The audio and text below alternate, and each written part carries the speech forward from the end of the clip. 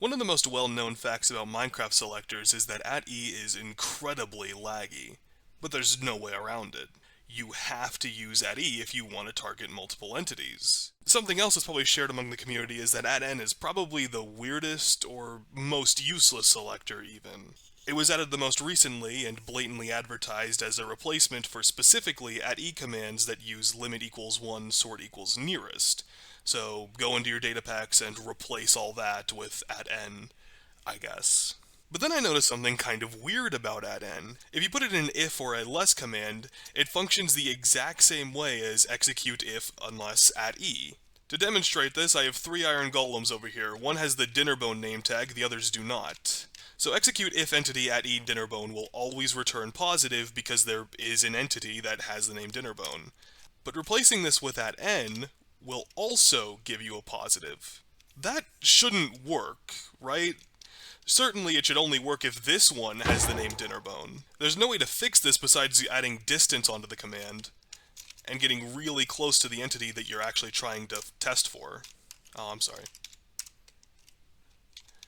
I think that's probably a straight-up error. Now, to be fair, the nearest player selector @p works the exact same way. It's kind of just a older version of @n, if you will. So any oddities that I bring up during this video also apply to @p. However, @n's biggest selling point, that targets a single entity specifically, doesn't actually need to be the case. You can use it to target multiple entities. Simply change the limit to be more than 1, we'll make it say something different so you can tell.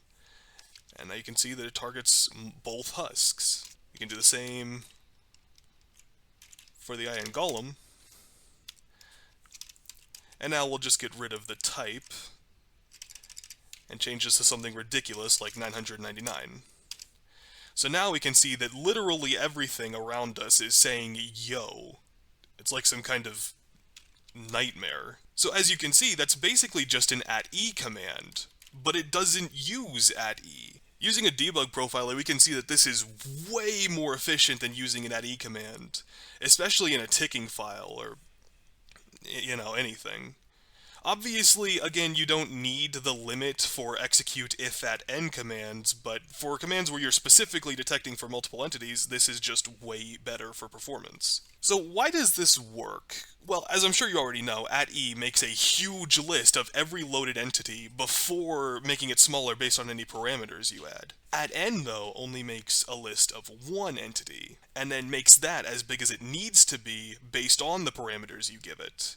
So it's like an inverse. Another caveat is how big can you get the limit command to be? Well, we'll just...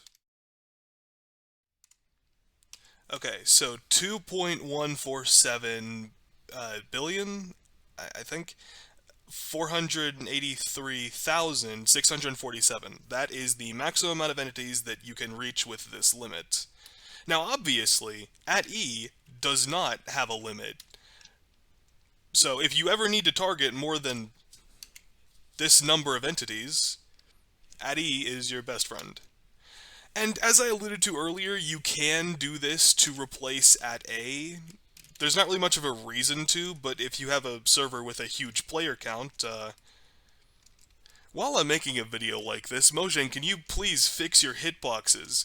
Whenever you scale an entity up using the scale attribute, you can see that their hitbox seems to change, but it doesn't. Because I just shot an arrow right through that guy. It doesn't do anything. No, you want to know where I have to shoot? Right at his 2 big toes, because his hurt box didn't change. His just bounding block change. I can't put a block here, but I can put an arrow here. Yeah, that's what you get. That's what you get for making me look bad.